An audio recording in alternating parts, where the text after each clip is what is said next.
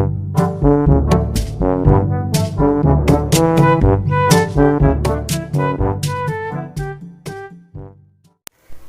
assalamualaikum warahmatullahi wabarakatuh.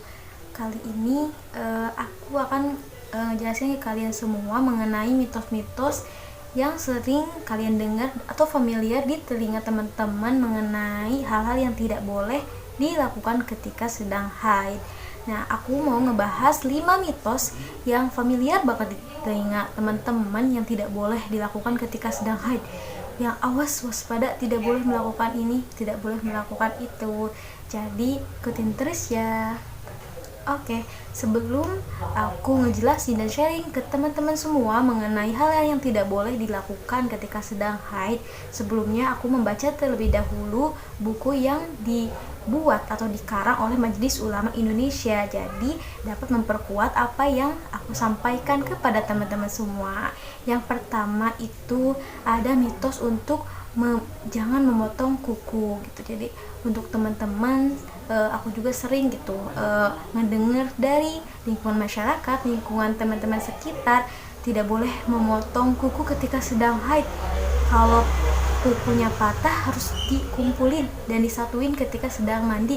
Nah, itu sebenarnya menurut Imam Syafi'i, ketika wanita dalam keadaan haid itu boleh teman-teman untuk memotong kuku gitu. Jadi tidak ada larangan. Jadi mitos atau faktanya memotong kuku itu mitos. Nah, kemudian yang kedua itu ada untuk menyisir rambut.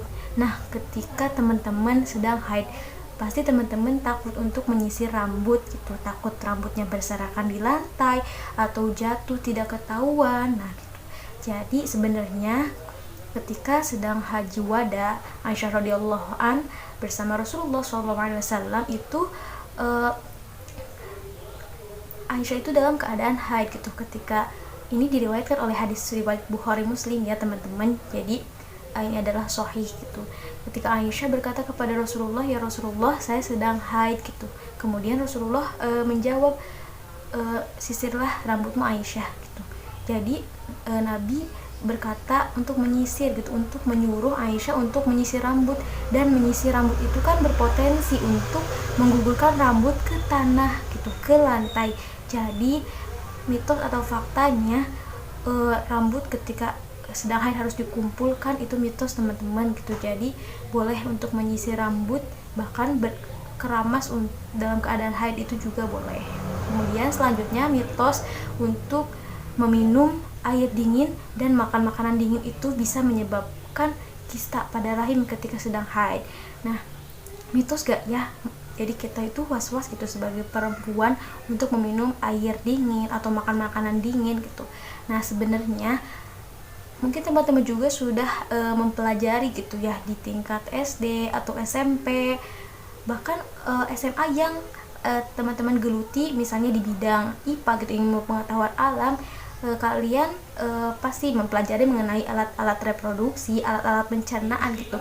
Jadi kedua alat tersebut itu berbeda jalur teman-teman gitu. Jadi makan dan minum itu akan masuk ke jalur alat pencernaan, sedangkan untuk haid itu kan di alat reproduksi gitu teman-teman. Jadi tidak mungkin gitu minum air dingin akan menyebabkan kista pada rahim gitu. Jadi tidak ada fakta kesehatan yang menghasilkan riset bahwa akan menyebabkan kista pada rahim karena meminum air dingin pada keadaan sedang haid gitu.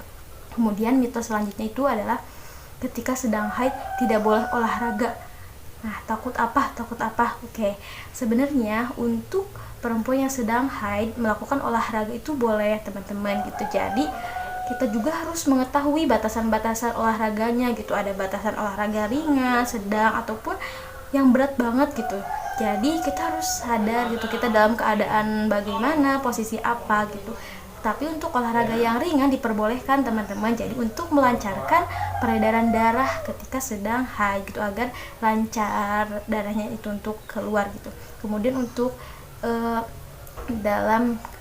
untuk yang berat mungkin belum dianjurkan ya teman-teman, mungkin lari-lari kecil saja gitu.